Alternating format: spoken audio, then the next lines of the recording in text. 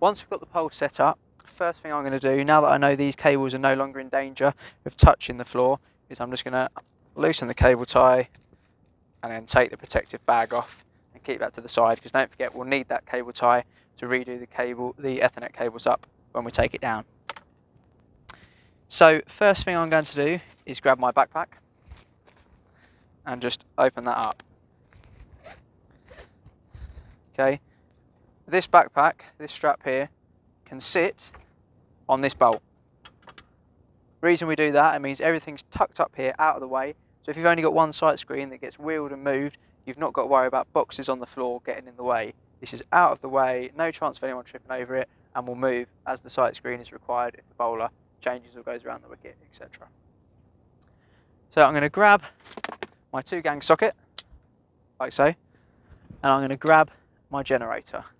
Now I'm going to plug the 2-gang socket into this mains plug on the side and try not to drop it. After I've done that, I'm just going to press the power button and ensure it turns on. Okay.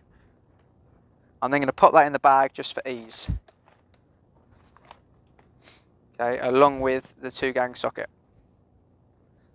Now, next up, I'm going to get my PoE injector out. So again, if I just show you on here.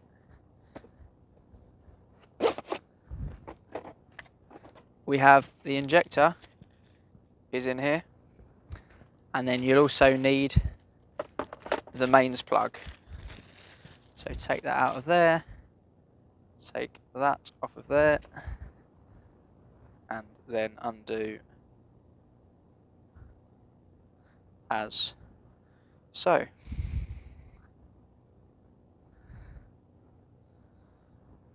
There we go. Right, we're going to grab the end and plug that into the PoE injector, and then I'm going to go and plug this into our 2-gang socket, like so. With this, I'm going to grab my 2 cables. Now this injector powers the camera. If we remember, we put the grey cable into the camera, okay?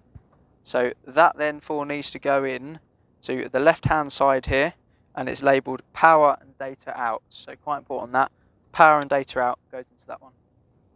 Okay, just leave that there for now. I'm then going to go and grab my PoE adapter.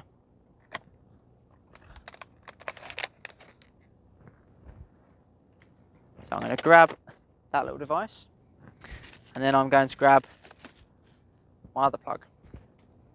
Again, taking off the protective part and that little bit. Again, plug that to there, and plug this into our remaining socket here. So we're going to plug that into there and pop that in the bag.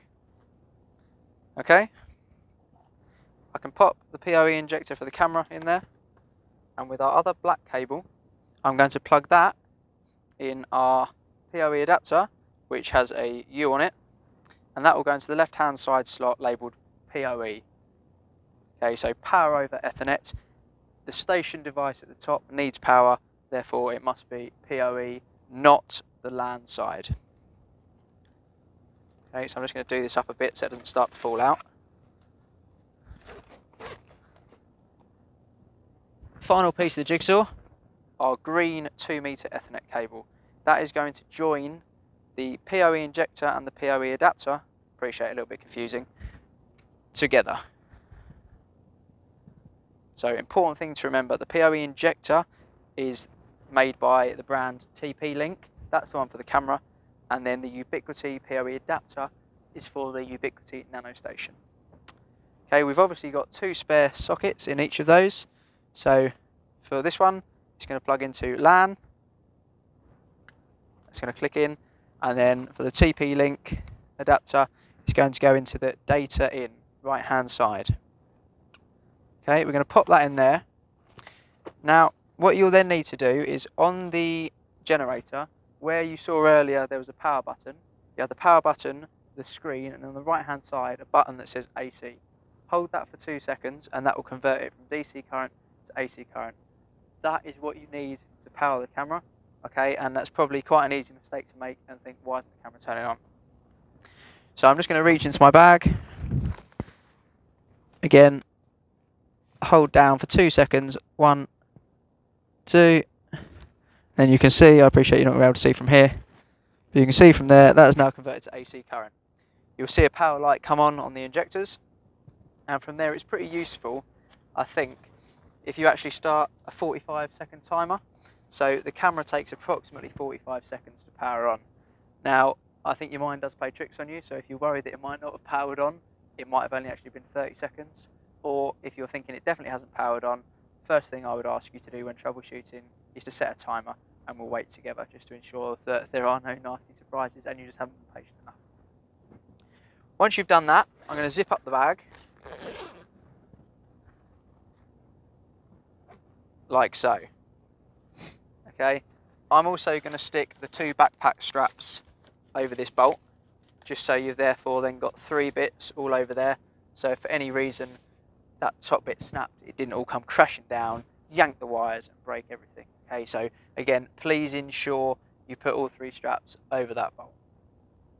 Whilst we just wait for the camera to power on, which you can now actually see on the camera, it's spinning round. Okay, so please check, because again, when troubleshooting, we would ask, has the camera spun round? Has it turned on? When it's dry and sunny, absolutely no problem, leave this backpack like that. However, this backpack isn't fully waterproof. Water does get in through the seams. Therefore, your backpack cover would go on next. Now, I'm not going to unwrap this now, but that just sits over the top. If it is really raining and you think it's going to get through this, you then have a waterproof liner, which is effectively a bin bag that's extremely waterproof. That will stop any water at all getting in that bag. Okay, so you've got a couple of waterproofing devices there to protect these bits at the bottom of the side screen. So the bits at the top, the camera is covered, it's fine. When it's powered on, it can be outside in the wet, no problem. The station, again, we've covered it up. The 2 dangerous bits on both of those are where the Ethernet cables join. We've put our waterproofing solutions on both of those. And then obviously the bits down the bottom are fine because we've covered up here. So that's all you're going to need at your sight screen end. Keep all these bits somewhere that you know where they are to keep them tidy. And then from here, we're now going to move over to our laptop where our scorer sits.